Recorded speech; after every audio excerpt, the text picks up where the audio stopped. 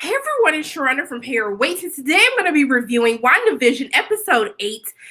Previously on, you guys, I'm just going to be honest, okay? I feel disrespected. I feel so disrespected. It is a perfect title for the episode this week because, previously on, who knew that for episode 8, when one episode left, you were literally just going to give us a whole recap episode just for Agatha Harkness to figure out that Wanda has chaos magic, which everybody else knew. She was like, "You're the Scarlet Witch." Bitch, we been knew she was a Scarlet Witch. You mean to tell me that y'all took a whole episode to try to tell us what we already knew about Scarlet Witch? I'm highly confused because I just don't understand. Even if it's one more episode, 2 more episodes, we did not need a whole episode going back into Wanda's past to try to figure out who she is, what type of magic that she has. I really do feel disrespected. I almost want to call out of work and just tell them like, hey, I can't come into work today because WandaVision literally just disrespected my life, disrespected my sleep, just didn't care about anything that was going on in my life. So I'm a little bit upset, as you guys can tell, but let me get into this episode. So I do like how we open up in the Marvel Studios title card is in purple. We are taken back to 1693 during the Salem witch trials, which we already knew the backness of Agatha Harkness. She basically used the Salem witch trials to draw out powerful magic within the coven, to take the power for them. She didn't want to wait her turn. She didn't want to wait for herself to rise up in the ranks and put in the work. And so essentially, she ends up taking the power of the coven. As you see, all of the women were basically drained dry, including her mother, which we see how she actually got the brooch in the first place. Now, I thought it was really disrespectful how she addressed, first of all, it is funny though how she addressed how Wanda's accent goes in and out, as we've seen her accent go in and out throughout the course of, the entire season, but also throughout the MCU. But specifically what she was disrespectful for, she addresses that this wasn't actually Pietro's body. She did not do necromancy to bring him from the dead. Because why? Because she said that his body was full of holes in on a whole other continent. And I was just like, wow. So you just gonna disrespect Wanda and Pietro, even calling a fake Pietro. But I was just like, wow, the level of disrespect is just, I just don't understand it. She was on one this entire episode. Also, too, when she fed the bird to the rabbit, I was like, wow, so like rabbits are carnivores now? This is just a bit much. But we find out why Agatha is actually there. She was drawn to Wanda's power.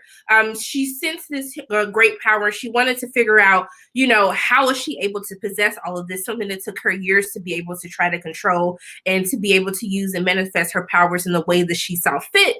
And so she essentially she forces Wanda to revisit her past so she can try to find in what key moments of Wanda's life was she able to get this level of power. Now, I do want to give Catherine Hahn a shout out, even though I still feel disrespected by this show. I do think that Catherine Hahn is just fantastic as Agatha.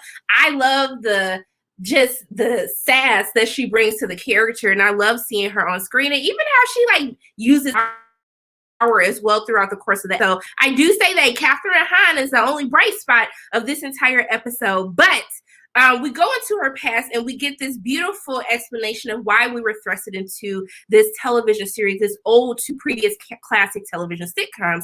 And it's because she used to watch sitcoms with her family. So her dad, you can see he was trying to make ends meet. There's a war going outside. He was trying to sell the DVDs of classic sitcoms. You saw Malcolm in the Middle. You saw I Love Lucy, all of these shows that they pay homage to throughout the course of the season. But Dick Van Dyke was her favorite show. And I was getting into it. I was watching the episode, and when the explosion happened, I'm not gonna lie, y'all, I screamed. I did scream. It's 3:00 in the morning. I'm sure my neighbors was like, what is going on with her? Who am I kidding? My neighbors hate me. They ain't worried about what was happening with me. But it scared me. I was shook. And so we see that this missile that has Stark Industries, which kind of led to the rebellion between Wanda and her brother Pietro, why they hated the Avengers. We see that Agatha is showing her magic is what kept them alive for 2 days. You can't, it was your magic that kept this ticking missile from exploding in your house, which unfortunately killed her parents.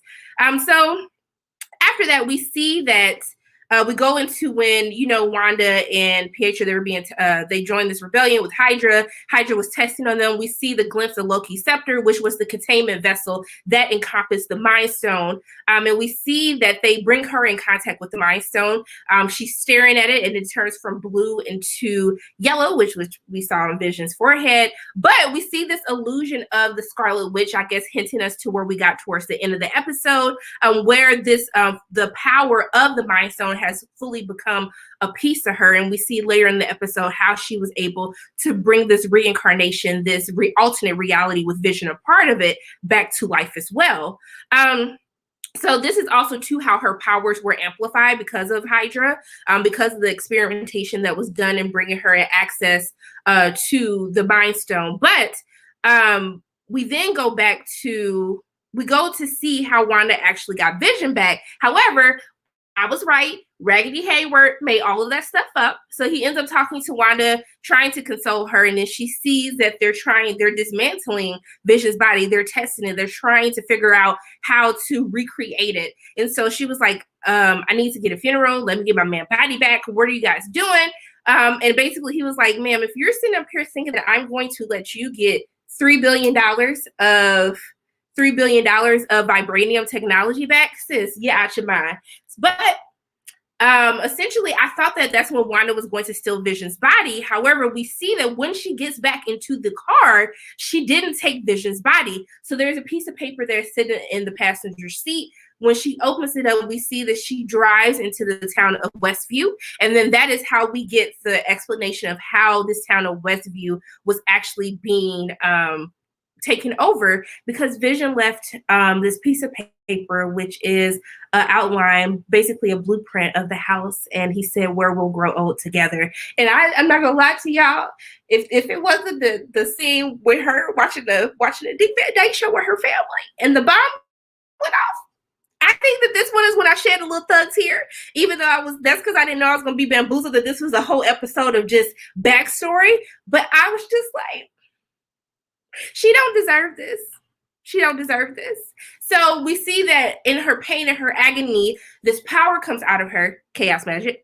And essentially, this is how she creates the house, how she creates this entire hex that is over the town of Westview. And we see that Vision comes out of her. We see that it's the same yellow that matches the Mind Stone, that powered Vision, aka Jarvis, at the same time. And that is essentially how we found ourselves in this town of Westview under this spell that has been cast, that she's really unaware of her power that she actually does have.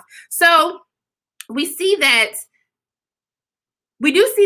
she kind of hears her kids in the background, and we see that Agatha, talk about having somebody by the necks, Agatha actually has her children by the necks, threatening to harm her. And essentially, it basically ends with her saying, I know what you have. You have chaos magic. You're the Scarlet Witch. And then the episode went off, and I was like, bruh, the episode went off. First of all, y'all only gave us like an extra 5 minutes, and y'all honestly could have kept that extra 5 minutes because we didn't learn anything until the after credit scene in the first place. But I was just like, wow, so that's how y'all gonna do us. You gonna have me wake up this early in the morning to give me a whole bunch of backstory. I mean, perfect title, previously on, because literally this is like previously on everything that happened before. But just to give you guys a little bit of backstory, I mean, Wanda's power, one of her power is chaos magic. Okay, this is the magic that she basically harnessed when she was born, and basically it gives her the ability to alternate reality. Now, in regards to the post-credit scene that we see, because we didn't get a commercial this episode. However, sorry, I'm laughing because there said I ran through this episode because ain't nothing happened. Nothing happened this entire episode. That's how I was able to do a whole recap in less than 9 minutes, less than 10 minutes, okay? Because then nothing happened. Nothing happened. So, the post-credit scene. So, to let you guys know, there is a different version of Vision, right, in the comics. So, I think it was the comic series. Is it West Coast Avengers? I think it's Vision Quest, something, child. Somebody who into the Marvel comics who can, name it by mind, but it's 4:00 in the morning. I can't think of all of this. But there are a group of rogue scientists who were basically manipulated into deassembling and putting back together Vision, giving him a different color because he is he doesn't have the emotion that the original Vision that we were introduced to has. And so this is supposed to be the white Vision that we see in the comics. However, he looked blue. And I was like, I mean, I guess it's like a white blue, but I was just like, I'm going to let y'all slide. It is what it is. I'm going to let you guys slide. Okay, it is West Coast. I knew I wasn't losing my mind. So essentially, I don't know where we're going to tie into. I don't know if we're going to bring in, I believe, Wonder Man, and I could be saying the names wrong, but I'm just going off of my memory. I don't know if we will bring in Wonder Man, which, in the comics, they had like a little love affair because when Vision was trying to bring himself back together because he was upset at Wanda for bringing Wonder Man back in the first place, and Wonder Man ended up destroying the lower half of Vision, which made him have to reboot and build himself back together, and he didn't want to see Wanda, and then that caused them to get into a little romance, but then they eventually reconcile after the fact. I don't know what's going to happen. Because Wanda does end up eventually going mad, and then Doctor Strange comes in and he has to do something to her mind in order to keep her under control. I don't know where we're going to go. I'm assuming that's the story route we're going into because we know that this series ties into the new Doctor Strange film. But yeah, I'm excited to see, what they're going to do with this new version of Vision. How much havoc is he going to actually wreak? Because this is the Vision that does not have emotions. This is the weapon part of Vision. This is why his the technology of his body was so important to Raggedy Haybert. So I'm excited to see where they're going to go with that. But overall, for me, I wasn't a huge fan of this episode. I'm just gonna be honest. I just feel as though we only have 1 or 2 episodes left.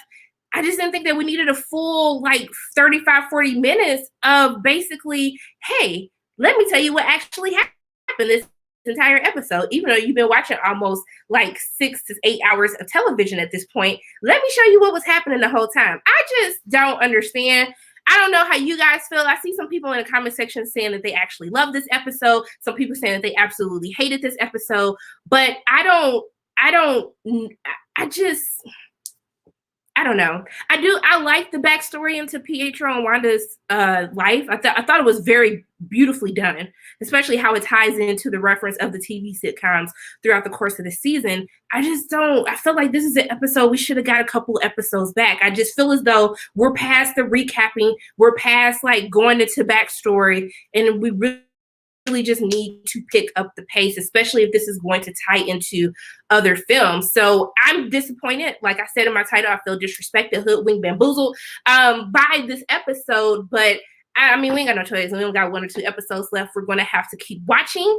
But who knows what's going to happen. But I need to go to bed. I got a lot going on. My mom's been in the hospital. So while this was a good distraction from everything happening in my life, everything still isn't necessarily adding up. And I feel like we felt like we were going in one direction and we just got totally thrusted into a different direction.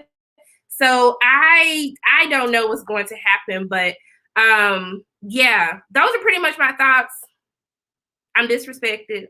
I'm gonna try to go back to sleep. I feel so disrespected. I feel like I'm so upset that I don't even know if I would be able to go back to sleep.